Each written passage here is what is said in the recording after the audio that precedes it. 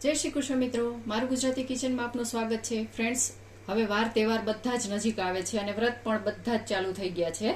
તો આપણે સરસ મજાની આજે ફરાળી પેટીસ બનાવીશું જે સ્ટફડ હશે. તમે એમ જ પણ બધું મિક્સ કરીને બનાવી શકો છો, પરંતુ આજે આપણે સ્ટફડ પેટીસ વિથ ગ્રીન ચટણી બનાવીશું. તો ચાલો શરૂઆત કરીશું. તો આપણે શરૂઆત ચટણી બનાવવાથી સ્ટાર્ટ કરીશું. તો ચટણી બનાવવા માટે મેં અહીંયા થોડી ઘણી સામગ્રી લીધેલી છે, સાથે જ બતાવતી જાઉં છું. 1/4 ટીસ્પૂન જેટલું કાચું જીરું લેવાનું છે. 1 ટીસ્પૂન ખાંડ લેવાની છે. 1 ટેબલસ્પૂન કાચી મગફળી લેવાની છે. 2 નંગ મરચાં લેવાના છે.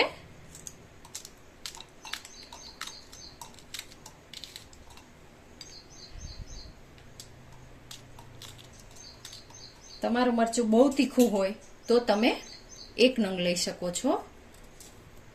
આ 1 ઇંચ આદુનો ટુકડો લેવાનો છે. સાથે જ આપણે નિમક પણ લઈ લઈશું. નિમક આપણે 3/4 ટીસ્પૂન લેવાનું છે. અને પહેલા આટલી વસ્તુ આપણે ક્રશ કરી લઈશું. એક વખત આપણે ક્રશ કરી લીધેલું છે, આપ જોઈ શકો છો. બસ આવી રીતે ક્રશ થઈ ગયું છે. તો હવે એમાં આપણે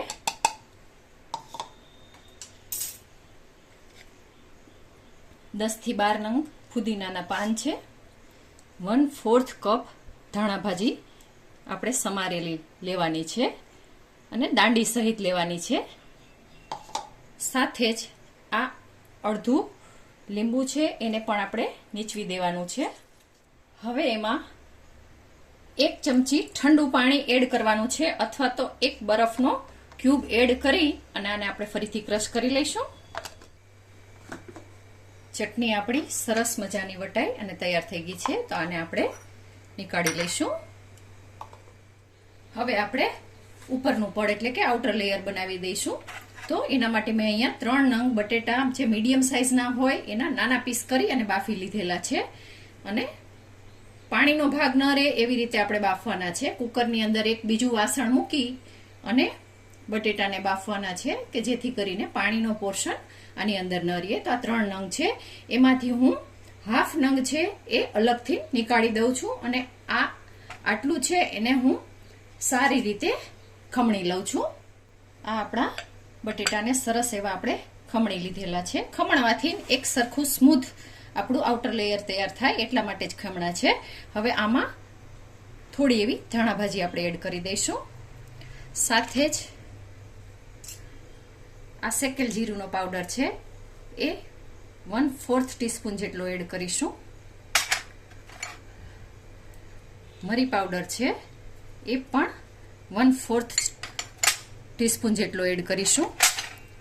સાથે જ હાફ ટીસ્પૂન જેટલું આદુ અને મરચું જે ક્રશ કરેલું છે એટલે કે ફાઇન ચોપ્ડ કરેલું છે એ એડ કરીશું.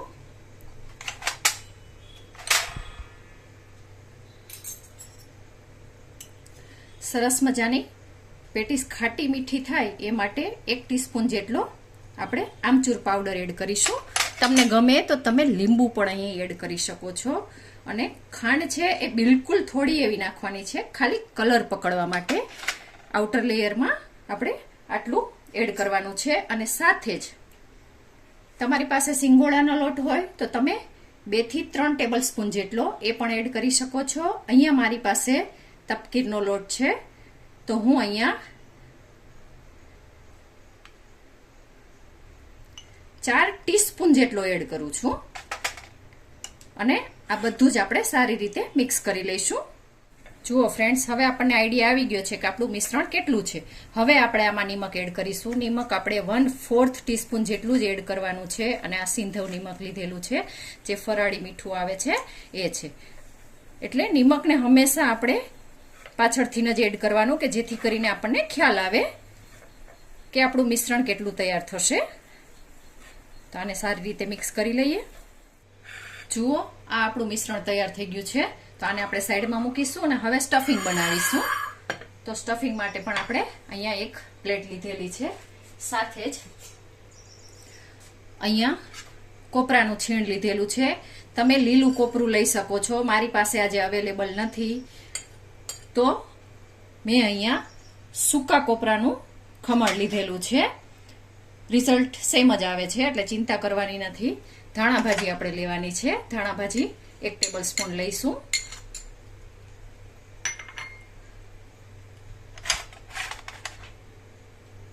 આ શેકેલી સિંગનો અધકચરો ભૂક્કો વાટેલો છે એ પણ 1 ટેબલ સ્પૂન લઈશું. હાફ ટીસ્પૂન શેકેલા તલ લીધેલા છે.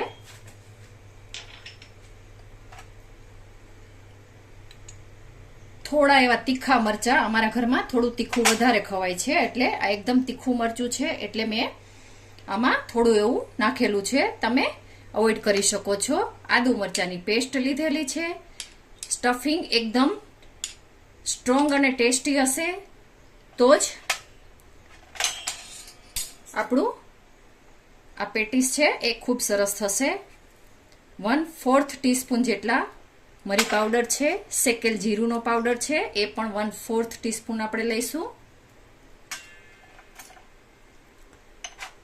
દળેલી ખાંડ છે એ 1 ટીસ્પૂન લેવાની છે અને ફૂલ ભરેલી 1 ટીસ્પૂન છે, અથવા તો તમને તમારા ટેસ્ટ અનુકૂળ લઈ શકો છો. આમચૂર પાવડર છે એ પણ 1 ટીસ્પૂન લેવાનો છે.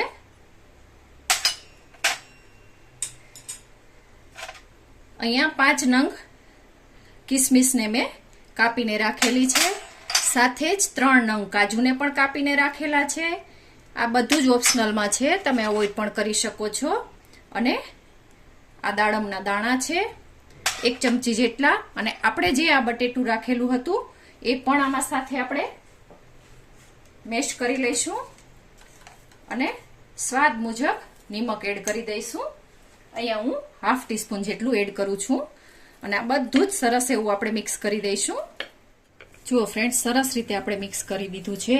અને અહીંયા મેં મરી પાવડર અને જીરું, શેકેલ જીરુંનો પાવડર લીધેલો છે. તમે ધાણા અને વરિયાળીનો પાવડર પણ લઈ શકો છો, એટલે ચોઈસ તમારી હશે. હવે આ સ્ટફિંગમાં આપણે નાના નાના એવા આવી રીતે બોલ્સ બનાવી લઈશું. જુઓ, બોલ્સ આપણા બનીને તૈયાર છે. હવે આને સાઈડમાં રાખી દઈશું અને આ જે છે એના પણ આપણે એક સરખા લુવા કરી લઈશું. જેટલા સ્ટફિંગના લુવા થયા છે એટલા જ આપણે એક સરખા પહેલા તો લુવા કરી લઈએ. જુઓ, અહીંયા આપણે સિંગ તેલને ગરમ કરવા માટે મૂકી દીધેલું છે. તળવા માટે આપણે સિંગ તેલ અથવા તો તલના તેલનો ઉપયોગ કરીશું અથવા તો ઘીનો ઉપયોગ કરીશું. હવે જે આ ગોળા છે એને આપણે આવી રીતના સરસ આ કરી લેવાના છે અને આને થેપી લેવાનું છે. જુઓ, એકદમ આસાનીથી ખૂબ સરસ તૈયાર થાય છે. આ સ્ટફિંગ છે એ સરસ એવું આમાં મૂકી અને પેક કરી દેવાનું છે. તેલવાળો હાથ આપણે રાખવાનો છે. જુઓ, જરૂર પડે તો તેલવાળો હાથ રાખવાનો છે. એકદમ સરસ એવું આપણું આ પેટીસ તૈયાર થઈ ગઈ છે. જુઓ, તમને નાની સાઈઝ ગમે તમે નાની સાઈઝ પણ બનાવી શકો છો. જોઈ શકો છો ખૂબ સરસ એવી આપણી આ પેટીસ તૈયાર થઈ છે. તો આવી જ રીતે આપણે બધી જ પેટીસને વાળી લઈશું. જુઓ, એક વખત તેલવાળો હાથ કરશો એટલે ખૂબ સરસ રીતે તૈયાર થઈ જાય છે. બસ આ સ્ટફિંગ મૂકવાનું છે અને પેક કરી દેવાનું છે.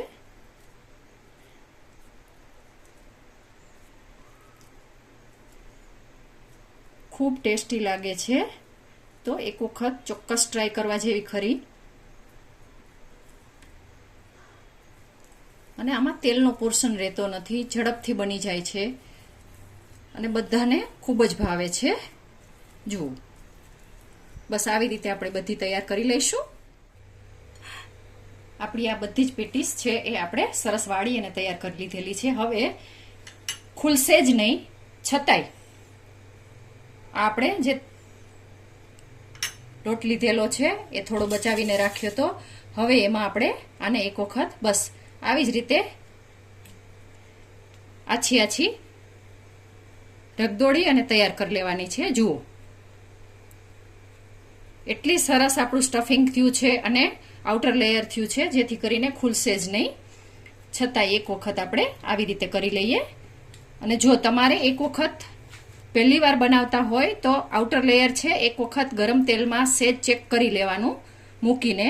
ખુલી જતું હોય તો સિંગોડાનો લોટ અથવા તો આરાનો લોટ, તપકીરનો લોટ, તમે જે કહેતા હોય એ બધું જ તમારે થોડો એવો અંદર એડ કરી અને ફરીથી સરસ એવું તમારું લેયર, આઉટર લેયર તૈયાર થઈ જશે. જુઓ, ઉપર લોટ ચોટેલો ના હોવો જોઈએ એવી રીતે તૈયાર કરવાનું છે. હવે આપણું અહીંયા તેલ ગરમ થઈ ગયું છે તો હું અંદર એડ કરું છું. જુઓ, ખૂબ સરસ તૈયાર થાય છે. હલાવવાની નથી પહેલા તો, બસ આવી જ રીતે આમ કરવાનું છે.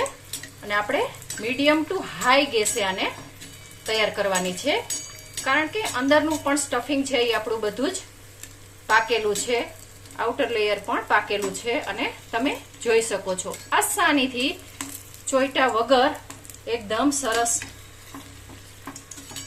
આપણી આ પેટીસ તૈયાર થાય છે. અને આપણે પકવી લઈએ અને સાથે સાથે આને પણ આપણે બસ આવી જ રીતે કરતું જવાનું છે. તમે રિઝલ્ટ જોઈ શકો છો ફ્રેન્ડ્સ, કેટલું સરસ રિઝલ્ટ આવ્યું છે. બસ આવી જ રીતે આપણે સરસ એવી મીડિયમ ટુ હાઈ તાપે પેટીસને તળવાની છે. અને આ આપણી પેટીસ એકદમ સરસ એવી તળાઈને તૈયાર થઈ ગઈ છે. છતાંય મારા ઘરમાં થોડી એવી ક્રિસ્પી ગમે છે તો હું આને હજુ 30 સેકન્ડ માટે રાખું છું. જુઓ ફ્રેન્ડ્સ, હવે આને હું નીકાળી દઉં છું અને તમને નજીકથી બતાવું છું કે બિલકુલ તેલનો ભાગ નથી રહેતો. જુઓ, બહાર નીકાળી એવી જ તમે જોઈ શકો છો, સેજ પણ તેલ નથી, એકદમ કોરી એવી થઈ ગયેલી છે. એનો મતલબ એવો થયો કે આપણી આ કચોરી છે, સોરી, આપણી આ પેટીસ છે એ પરફેક્ટ રીતે તૈયાર થઈ છે. જોઈ શકો છો, સહેજ પણ તેલનો ભાગ નથી, એકદમ કોરી કોરી તૈયાર થઈ છે. જુઓ, હવે એવી જ રીતે આપણે આ બીજી બધી પણ તળવા માટે મૂકી દઈશું. હલાવવાની નથી.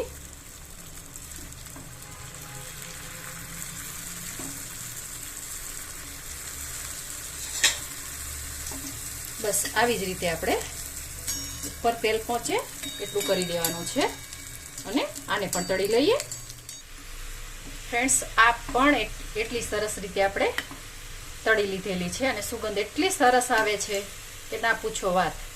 જુઓ, આને પણ આપણે નીકાળી લઈશું અને સર્વ કરીશું અને ખોલીને પણ તમને બતાવું છું કે આપણી આ સ્ટફ્ડ પેટીસ કેવી બની છે. જુઓ, એકદમ તેલ વગરની બની છે એટલે ખાવામાં પણ ખૂબ મજા આવે એવી છે. તો ચાલો સર્વ કરીએ. જુઓ ફ્રેન્ડ્સ, રિઝલ્ટ તમે જોઈ શકો છો, એકદમ સરસ એવી આપણી આ સ્ટફ પેટીસ તૈયાર થઈ ગઈ છે અને આપણે સર્વ પણ કરી દીધી છે. ગ્રીન ચટણી સાથે આપણે સર્વ કરેલી છે, જે આપણે હાલ જ બનાવેલી છે. તો ફ્રેન્ડ્સ, તમને મારી આ સ્ટફ્ડ પેટીસની રેસીપી પસંદ પડી હોય તો મારી ચેનલને લાઈક, શેર અને સબસ્ક્રાઇબ ચોક્કસથી કરજો. આભાર મિત્રો. જય શ્રી કૃષ્ણ.